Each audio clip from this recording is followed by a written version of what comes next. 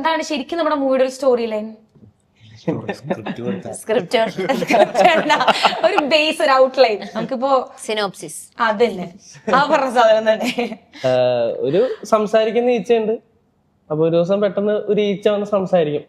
ഇതെന്താ ശരിക്കും ഇതെന്താ നടക്കണേ എന്നുള്ളൊരു കൺഫ്യൂഷൻ. ആദ്യം വല്ല പ്രേതാണോ എന്നൊക്കെയാണ് വിചാരിക്കുന്നത്. ടീച്ചർ സംസാരിക്കണില്ല.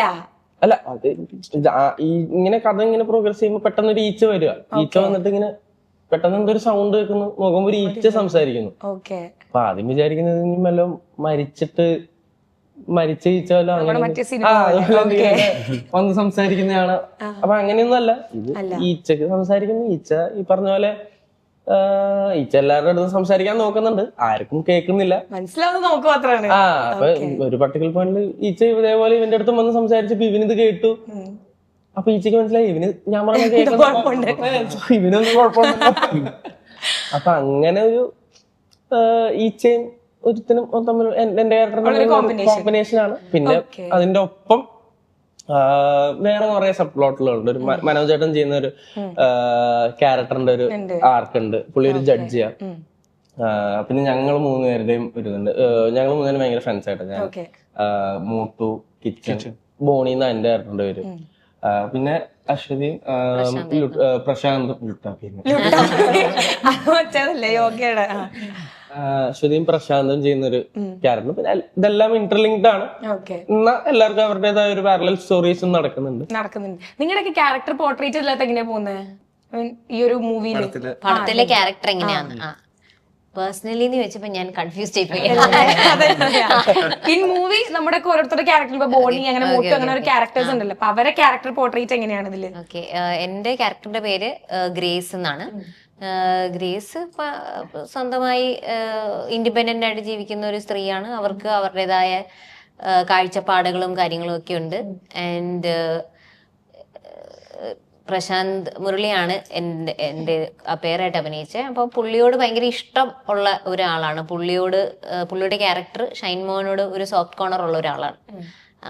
പിന്നെ ബാക്കി മൊത്തം പുള്ളിക്കാരിയുടെ സർവൈവലും പുള്ളിക്കാരിക്ക് എപ്പോഴും പുള്ളിക്കാരിയുടെ ജീവിതം പോവുക, അതാണ് പ്രയോറിറ്റി. അത് സേഫ് ആയിട്ട് പോകണം.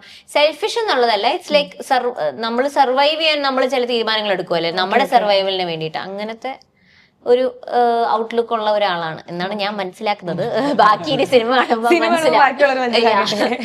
ഇനി എങ്ങനെ ക്യാരക്ടർ വരുന്നത്?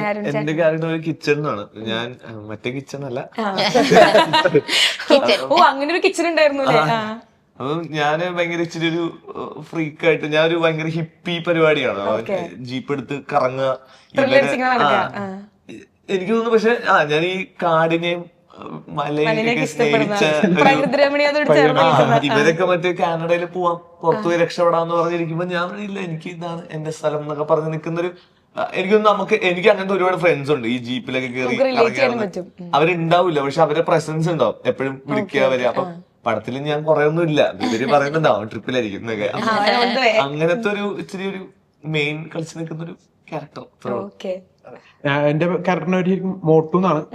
ബോണിയും മോട്ടും ലൈക്ക് ഡെയിലി മീറ്റ് ചെയ്യുന്ന ഫ്രണ്ട്സ് ആണ്. അതെ, പുല്ലുവെട്ടിയൊക്കെ നടക്കുന്ന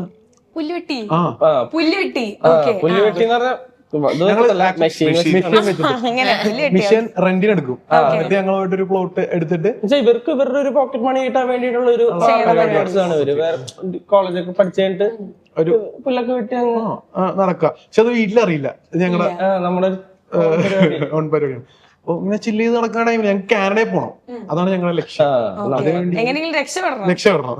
ഇവിടെ നിന്ന് അതാണ്, ഇവിടെ നിന്നിട്ട് കാര്യമൊന്നുമില്ല, പുറത്തോട്ട് പോകണം. രക്ഷപ്പെടുക എന്നുള്ളത് മാത്രമല്ലേ നിങ്ങളുടെ ഫാന്റസി, ലൈഫ് സ്റ്റൈലാണ്. ഓൾറെഡി അവിടെ പോയിട്ട് ഭയങ്കര അപ്പൊ അതൊക്കെ കാണുമ്പോ നമുക്ക് മറ്റേ ചില്ല് ചെയ്യാം എന്നുള്ളൊരു